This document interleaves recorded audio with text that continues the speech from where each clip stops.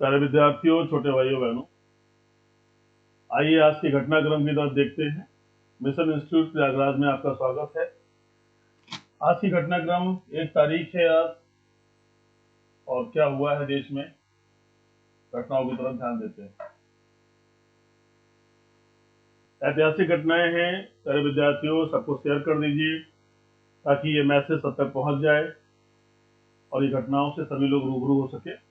पहली घटना क्या है? ऐतिहासिक 1965 में सीमा सुरक्षा बल की स्थापना हुई, जैसे हम लोग जानते हैं बीएसएफ के रूप में।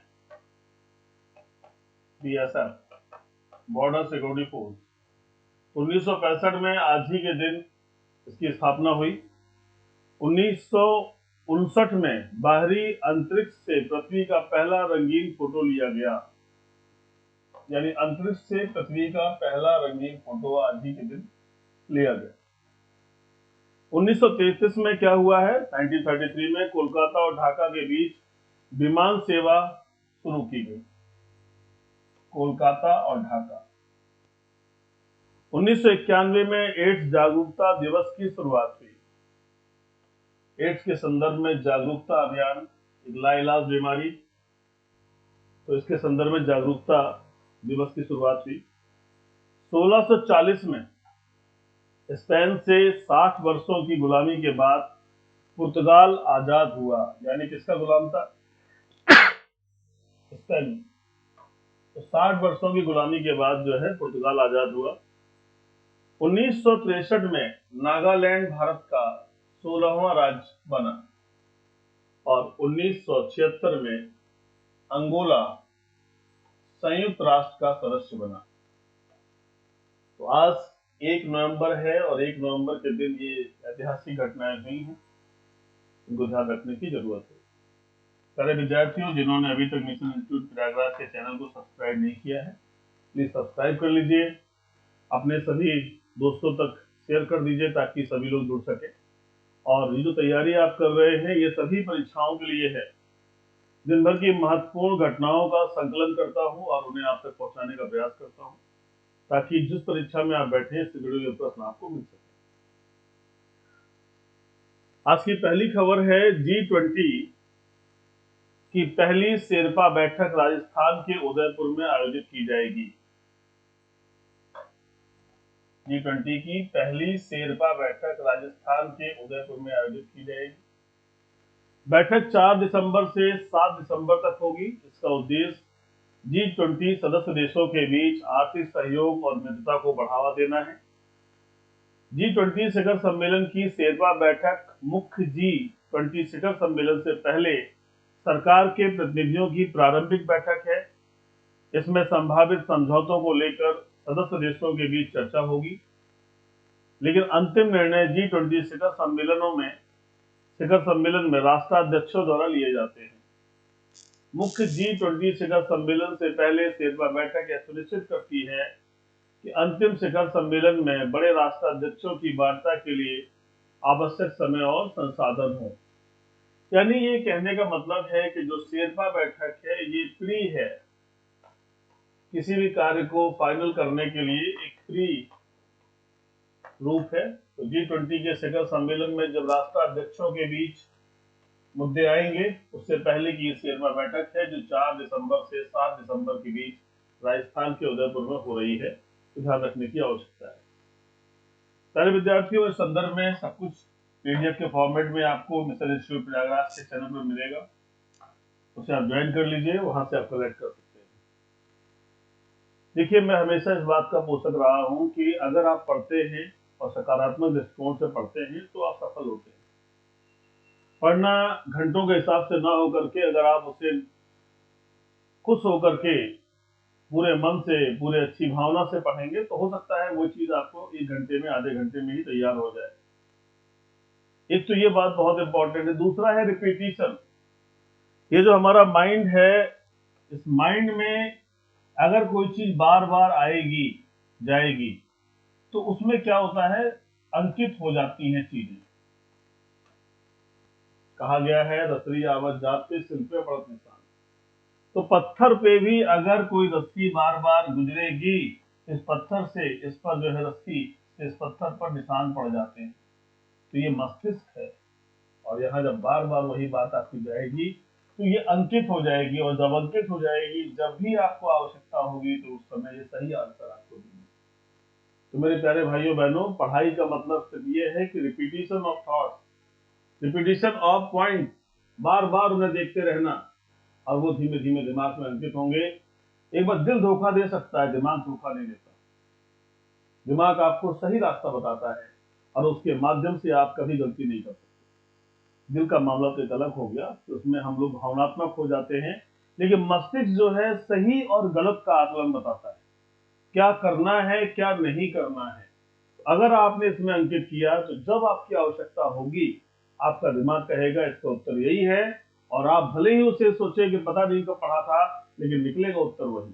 तो प्लीज अपनी तैयारी को बराबर बनाए रखिए, रिपीट करते रहिए, रिवीजन करते रहिए, जो पढ़ा है उसे रिवाइज करना है और नई चीज को अंकित करना है, यही सफलता का मार्ग है।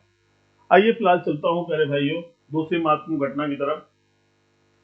केंद्रीय शिक्षा मंत्रालय ने घोषणा की कि देश भर के 39 स्कूलों को 2021-22 ध्यान दीजिएगा शैक्षणिक सत्र के लिए स्वच्छ विद्यालय पुरस्कार से सम्मानित किया गया है। शिक्षा मंत्रालय ने बताया कि पुरस्कार के लिए 8.23 लाख प्रविष्टियां आई थी। 8.23 लाख प्रविष्टियां आई थी। चयन समिति की तरफ से इनमें से 39 स्कूल सम्मान हेतु चुने गए थे। यानी कितने चुने गए हैं? 39। उनमें से 28 सरकारी और सहायता प्राप्त स्कूल हैं, जबकि 11 स्कूल निजी स्कूल हैं, प्राइवेट।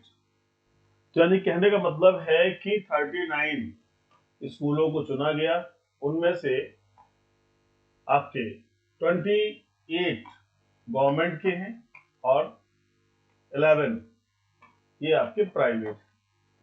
इन स्कूलों को कौन सा पुरस्कार दिया जा रहा है?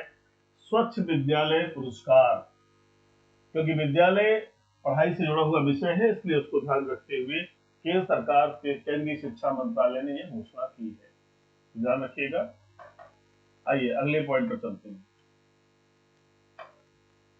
प्यारे विद्यार्थियों, टाइम्स हायर एजुकेशन द्वारा जारी की गई इस साल की global employability university ranking and survey report में कुछ 7 भारतीय संस्थानों को जगह मिली है।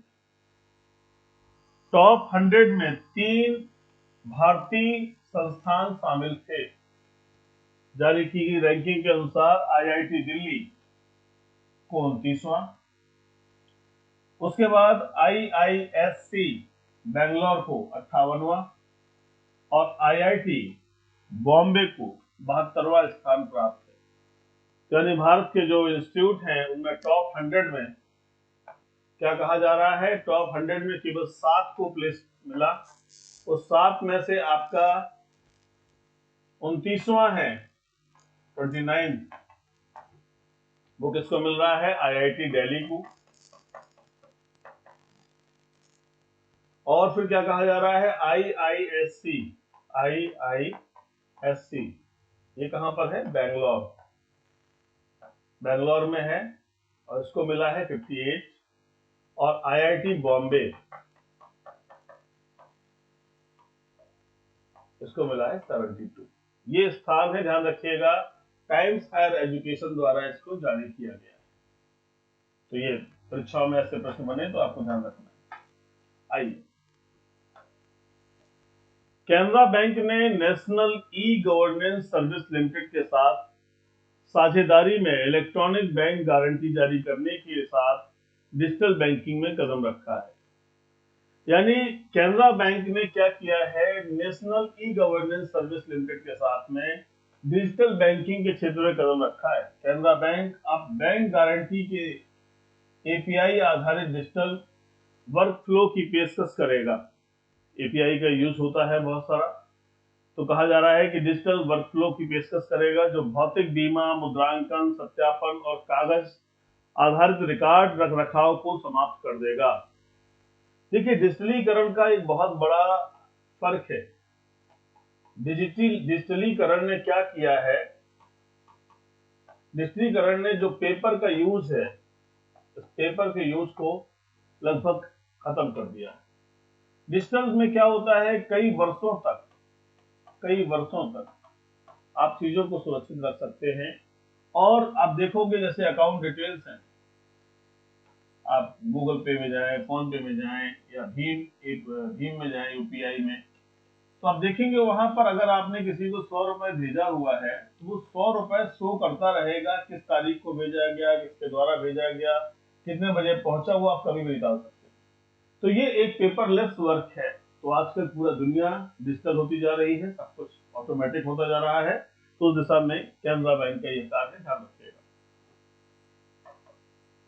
सारे विद्यार्थियों जिन्होंने अभी तक मिशन इंस्टीट्यूट प्रयागराज के चैनल को सब्सक्राइब नहीं किया है, प्लीज सब्सक्राइब कर लीजिए, ताकि हम और आप एक दूसरे के संपर्क में रहें और हमारे द्वारा भेजी जा रही सूचनाएं, मैटर्स आप तक आसानी से पहुंच सके। ठीक है, आइए पांचवी खबर क्या है। Federation of Indian chambers of commerce and industry ने आठवें फिक्की उच्च शिक्षा उत्कृष्टता पुरस्कार समारोह में राजेंद्र सिंह पवार अध्यक्ष और संस्थापक एनआईआईटी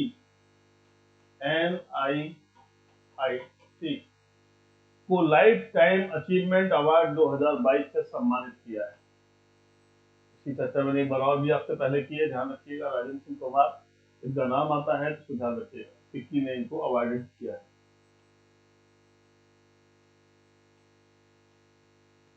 अगली महत्वपूर्ण खबर क्या है, गौर करिएगा, परीक्षा के लिए इंपॉर्टेंट है। पीटी उषा भारतीय ओलंपिक संघ की पहली महिला अध्यक्ष बनने वाली है। पीटी उषा, जिसे हम लोग बोलते हैं उड़न परी के रूप में, इनको हम बोलते हैं उड़न परी, बहुत तेज धावक थी। इन्हें ओलंपिक संघ का अध्यक्ष होने के बारे में बात की जा रही है। 10 दिसंबर के लिए होने वाले चुनाव में शीर्ष पद के लिए वह अकेली उम्मीदवार बनकर उभरी हैं। वह आईओए इंडियन ओलंपिक एसोसिएशन के 75 साल के इतिहास में प्रमुख बनने वाली पहली ओलंपियन और पहली अंतर्राष्ट्रीय पदक विजेता भी होंगी। ये बहुत बड़ी बात है कि पहली ओलंपियन है और पहली अंतर्राष्ट्रीय पदक विजेता को ऐसे संगठन का अध्यक्ष बनने के लिए अवसर मिल रहा है। भारतीय राष्ट्रीय राइफल संघ के अजय पटेल वरिष्ठ उपाध्यक्ष होंगे। वह इस पद के भी एकमात्र उम्मीदवार है, यानी वरिष्ठ उपाध्यक्ष पद के लिए भी एक उम्मीदवार है और अध्यक्ष पद के लिए भी एक ही उम्मीदवार है, इसलिए दोनों लोग इस पद पर आने वाले हैं। पीटी उषा कई एशियाई खेलों की स्वर्ण पदक विजेता रही है। ध्यान रखिएगा, पीटी उषा जी भारतीय ओलंपिक संघ की पहली महिला अध्यक्ष बनने जा रही हैं। ये एक सुखद भी है और इम्पोर्टेंट भी है।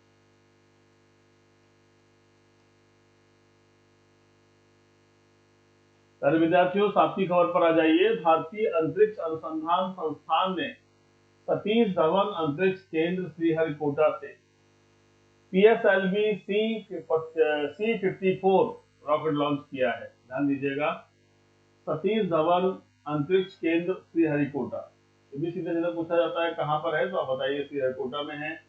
PSLV C54 रॉकेट लॉन्च किया है और यह रॉकेट अपने प्राथमिक पेलोड के रूप में एक अर्थ ऑब्जर्वेशन सैटेलाइट, ध्यान दीजिएगा, एक अर्थ ऑब्जर्वेशन सैटेलाइट या ओशन सेट और 8 नैनो उपग्रहों सहित प्रक्षेपित किया गया। ध्यान दीजिएगा, एक अर्थ ऑब्जर्वेशन सैटेलाइट है या ओशन सेट कह सकते हैं, और क्या कहा गया, 8 नैनो उपग्रह को प्रक्षेपित किया गया। इसरो के अनुसार उपग्रह से प्राप्त विशिष्ट डेटा का उपयोग सरकारी विभागों द्वारा किया जाएगा, यानी जो गवर्नमेंट डिपार्टमेंट्स हैं उनके लिए इसको प्रक्षेपित किया गया है। इससे चीजों का आंकड़ों को इकट्ठा किया जाएगा और इनके माध्यम से सरकारी विभागों के कार्यों में सुधार होगा, उनमें वृद्धि होगी। तो ये ध्यान रखिएगा, ये लॉन्च किया गया है, इसका नाम याद रखिएगा, PSLV C54, इसे अंतरिक्ष में भेजा गया है इस रॉकेट के माध्यम से। बेंगलुरु में रेडेकॉन 2022 सम्मेलन का आयोजन किया गया। आपसे पूछा जाए कि रेडिकॉन सम्मेलन 2022 का आयोजन कहाँ पर हुआ है, उसका आंसर होगा बेंगलुरु। यह कार्यक्रम ACCE यानी association of consulting civil engineers द्वारा आयोजित किया गया। वह कर्नाटक सरकार के योजना, कार्यक्रम निगरानी और सांख्यिकी विभाग द्वारा समर्थित था। इसमें कार्बन फुटप्रिंट को कम करने हेतु महत्वपूर्ण मुद्दों पर चर्चा की गई और पर्यावरण के अनुकूल सामग्री का उपयोग करने के लिए संकल्प लिया गया। तो ये मुद्दा क्या है कि पर्यावरण के अनुकूल सामग्री को उपयोग किया जाए, ऐसा कहा गया, और कार्बन फुटप्रिंट को कम करने की बात कही गई। तो ध्यान रखिएगा, रेडिकॉन 2022 सम्मेलन बेंगलुरु में हुआ है और उसका उद्देश्य ये है। 9वीं खबर क्या है प्यारे विद्यार्थियों, लेकिन इससे पहले फिर एक बार आपसे कहूंगा कि मन के हारे हार है, मन के जीते जीत। जो वास्तव में तैयारी कर रहे हैं, जो वास्तव में पढ़ रहे हैं, अगर वो थोड़ा सा सिंसियर हो जाए तो चीजें हो जाएंगी, लेकिन अगर वो सिंसियर नहीं होंगे मेरे भाई तो परिणाम नहीं आएंगे। और जब कोई बच्चा फेल होता है, गलत चीज दिमाग में ना आए, हमेशा ये बात सोचिए, जब कोई विद्यार्थी असफल होता है तो स्वयं नहीं असफल होता है, उसका परिवार भी असफल होता है, उसके दोस्त भी असफल होते हैं, उसके गांव के समाज के लोग भी असफल होते हैं, उससे जुड़े हुए हर शुभचिंतक व्यक्ति असफल होते हैं। और जब कोई व्यक्ति सफल होता है तो ये सभी लोग सफल होते हैं। यानी सिर्फ हार किसी भी एक की नहीं है, हार भी सबकी है और जीत भी सबकी है, लेकिन वास्तविकता में उसका भुगतान स्वयं करना पड़ता है। समय से अगर पिछड़ गए तो बहुत सारी चीजें पिछड़ गई, और समय से अगर चलते रहे तो बहुत कुछ अपने साथ रहता है। तो प्लीज मन को स्ट्रॉन्ग करिए, बैठिए, पढ़िए, खुश होकर पढ़िए, ताकि चीजें बेहतर से बेहतर हमारे मस्तिष्क में जा सके। आइए ध्यान देते हैं। 9वीं खबर है, पाकिस्तान के प्रधानमंत्री शहबाज शरीफ ने लेफ्टिनेंट जनरल असीम मुनीर, मैंने कल भी आपसे चर्चा की थी और बताया था कि इनको सेना अध्यक्ष बनाया गया है। तो प्रधानमंत्री शहबाज शरीफ ने क्या किया है, लेफ्टिनेंट जनरल असीम मुनीर को देश के नए सेना प्रमुख के रूप में नियुक्त किया है। पाकिस्तान में सुरक्षा और विदेश नीति के मामलों में सेना के पास काफी शक्ति है। यानी पाकिस्तान के जो सुरक्षा मैटर्स है और जो विदेश मामले होते हैं उनमें सेना की भूमिका काफी महत्वपूर्ण है, ये बताया गया। और लेफ्टिनेंट जनरल मुनीर के बारे में आप जान जाइए, ने 2 शक्तिशाली खुफिया एजेंसी, इंटर सर्विसेज इंटेलिजेंस जिसे ISI बोलते हैं, और मिलिट्री इंटेलिजेंस के प्रमुख के रूप में काम किया है। लेकिन ISI के प्रमुख के रूप में उनका कार्यकाल अब तक का सबसे छोटा रहा। उनकी जगह 8 महीने के भीतर लेफ्टिनेंट जनरल फैज हामिद ने ले ली है। यानी छोटा कार्यकाल था, लेकिन फिर भी उन्होंने 2 महत्वपूर्ण जगहों पर अपनी महत्वपूर्ण भूमिका निभाई, और वो दोनों महत्वपूर्ण जगह खुफिया विभाग से जुड़ी हुई हैं। तो ये ध्यान रखने का है कि पाकिस्तान का जो अध्यक्ष बने हैं, पाकिस्तानी सेना के जो प्रमुख बने हैं, उनका नाम क्या है, उनका नाम है लेफ्टिनेंट जनरल असीम मुनीर। तो याद रखिएगा।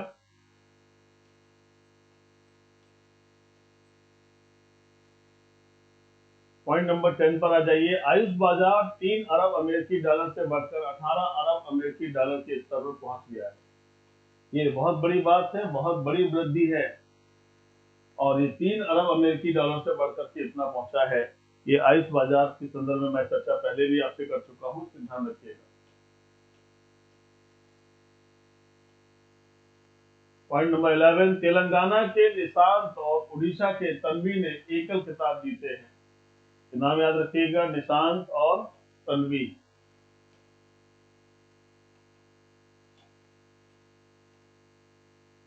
सारे विद्यार्थियों, आज की महत्वपूर्ण बातें मैंने आपसे चर्चा की। मिशन इंस्टीट्यूट में SSC GD के लिए विशेष प्रोग्राम चल रहा है, जिसमें बहुत सारे बच्चे तैयारी में लगे हुए हैं, पूरी एनर्जी से लगे हुए हैं। पर डे वो 100 150 प्रश्नों को याद कर रहे हैं, उनके आंसर्स को याद कर रहे हैं, उनकी व्याख्याओं को याद कर रहे हैं। मुझे उनसे पूरी उम्मीद है और मैं आशान्वित हूँ कि निश्चित रूप से वो सब तैयार कर लेंगे और सफलता को लाकर दिखाएंगे। मिशन का एक कीर्तिमान स्थापित करेंगे। जिस सपने को हम लोगों ने विद्यार्थियों के जीवन में सोचा है, जरूर पूरा होगा। हमेशा एक छोटे छोटे टारगेट को लेकर जीवन में चलता हूँ और उनको सफल करने का प्रयास करता हूँ। बाधाएं हजारों आएंगी, लेकिन अगर मन में सफल होने का भरोसा है तो जरूर सफल हो जाएंगे। रास्ते में कंकड़ बहुत मिलेंगे, पत्थर बहुत मिलेंगे, लेकिन चलने की हिम्मत है, निश्चित चल के हम पार हो जाएंगे। ऐसा मेरा मानना है। हमेशा सकारात्मक सोच रखें, पढ़ाई करते रहें, जीवन पथ पर अच्छे सपने, अच्छी उम्मीदों को लेकर चलें। जय हिंद।